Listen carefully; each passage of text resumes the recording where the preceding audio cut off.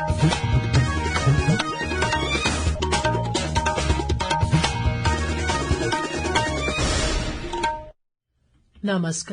ये आकाशवाणी शिमला है। अब आप राजकुमारी चंदेल से प्रादेशिक समाचार सुनिए। मुख्यमंत्री सुखविंदर सिंह सुक्खू ने कहा है कि राज्य सरकार अपने सीमित संसाधनों के बावजूद आपदा प्रभावितों की मदद कर रही है और प्रभावितों तक विशेष राहत पैकेज पहुंचाया जा रहा है। शिमला में पत्रकारों से बातचीत में उन्होंने कहा कि राज्य में पिछले कुछ वर्षों में बादल फटने व फ्लैश फ्लड की घटनाएं बढ़ रही हैं और जलवायु परिवर्तन को इसका मुख्य कारण माना जा रहा है। मुख्यमंत्री ने आरोप लगाया कि भाजपा आपदा पर राजनीति कर रही है और विधानसभा में आपदा पर लाई गई चर्चा के जवाब के समय विपक्ष ने सदन से वॉकआउट किया। उन्होंने केंद्र सरकार से हिमाचल को विशेष आर्थिक पैकेज देने की मांग भी दोहराई। भाजपा कहती कुछ और है और करती कुछ और है। नियम 67 के तहत प्रस्ताव भारतीय जनता पार्टी वाले लेके आए। हमारे विधायकों ने 130 के तहत ही आपदा का प्रस्ताव दिया हुआ था। बार बार जोर करने के बाद मैंने अध्यक्ष महोदय से बात की कि नियम 67 पर चर्चा कर ली जाए। 4 दिन तक चर्चा 4 दिन चर्चा करने के बाद जब उसका उत्तर देने की बात आई तो उत्तर के समय वॉकआउट कर गए और जो विपक्ष के नेता थे जो नियम 67 की बात कर रहे थे वो तो अंदर आए भी नहीं। और हमने स्पष्ट उत्तर दिया है, अपने रिसोर्सेज से हम लोगों की मदद कर रहे हैं। हम घर बनाने के लिए 7 लाख रुपया दे रहे हैं। घर में जो कपड़े और जो उनका सामान होता है, बिलोंगिंग्स होती है, उसके 70,000 रुपया दे रहे हैं। कच्चा घर टूट गया उसका 25,000 से 1 लाख रुपया दे रहे हैं। ऐसा पैकेज कहीं और नहीं मिल रहा है। जो पशुधन गया है उसमें 55,000 रुपया गाय का दे रहे हैं, भैंस का दे रहे हैं और हम चाहेंगे कि हमें स्पेशल राहत पैकेज दिया जाए। लोक निर्माण मंत्री विक्रमादित्य सिंह ने कहा है कि पिछले 2.5 वर्ष के कार्यकाल में वे केंद्र सरकार से 3,952 करोड़ रुपए विकास कार्यों के लिए ला चुके हैं और इसके माध्यम से विभाग में तेजी से विकास परियोजनाएं चल रही हैं। शिमला ग्रामीण क्षेत्र की डोमहर, हिमरी व ओगली पंचायत में आज उन्होंने मंत्री आपके द्वार कार्यक्रम में जनसुनवाई की और अधिकांश समस्याओं का मौके पर ही निपटारा किया।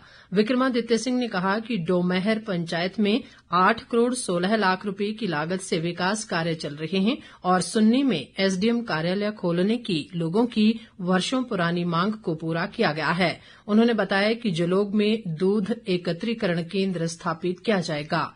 बाकी समाचार अंतराल के बाद।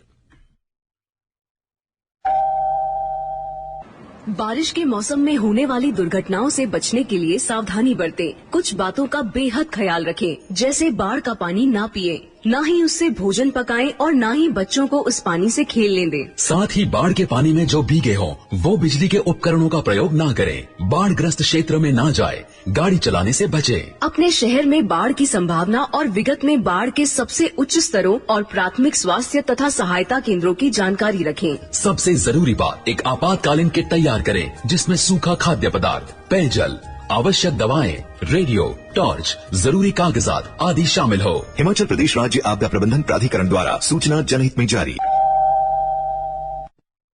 बाकी समाचारों में तकनीकी शिक्षा मंत्री राजेश धर्माणी ने कहा है कि कृषि के प्राकृतिक उत्पादों पर न्यूनतम समर्थन मूल्य देने वाला हिमाचल देश का अग्रणी राज्य बन गया है। बिलासपुर जिले के घुमारवीं क्षेत्र के औहर बीज गुणन फार्म में आज प्राकृतिक खेती पर आयोजित एक किसान गोष्ठी में उन्होंने बताया कि राज्य सरकार ने प्राकृतिक रूप से उगाए गए गेहूं, मक्का और हल्दी के लिए न्यूनतम समर्थन मूल्य तय किया है। राजेश धर्माणी ने कृषि, बागवानी, पशुपालन, रेशम और मत्स्य विभागों से समन्वय के साथ काम करने को कहा ताकि मिश्रित प्रयासों से किसानों व बागवानों को लाभ पहुंचाया जा सके। उन्होंने बताया कि औहर में 53 करोड़ रुपए की लागत से पर्यटन विकास निगम का केंद्र स्थापित किया जा रहा है।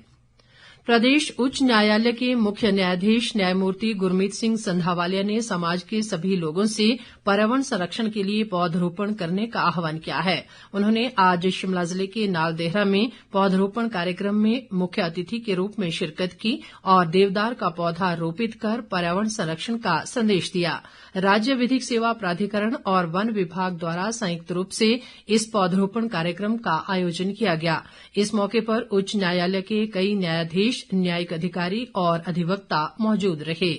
इसी के साथ ही समाचार बुलेटिन समाप्त हुआ। हमारा अगला बुलेटिन आप सुन सकते हैं शाम 7:45 पर। नमस्कार।